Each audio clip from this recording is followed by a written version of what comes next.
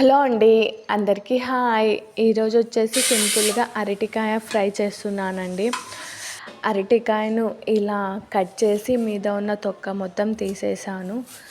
So ఇంకా మొత్తం తొక్క మొత్తం తీసేసి ఇంకా అరటికాయను మొత్తం రెండు అరటికాయలు ఉన్నాయి, వాటన్నిటిని చిన్న చిన్నగా పీసెస్ లాగా కట్ చేసుకొని పక్కన పెట్టేసుకున్నాను. ఇంకా స్టవ్ ఆన్ చేసి బౌల్ పెట్టుకొని ఒక 2 ఆనియన్స్ వేసేసాను. అందులోనికి సరిపడినంత ఉప్పు, పసుపు వేసేసి ఒక 10 మినిట్స్ అలా మగ్గనిచ్చేసాను. ఇంకా ఆనియన్స్ మగ్గిపోయాయి. అందులోనికి కట్ చేసుకొని పక్కన పెట్టేసుకున్న అరటికాయ మొత్తం వేసేసి ఒక 15 మినిట్స్ అలా సిమ్లో పెట్టి మగ్గనిచ్చేసాను.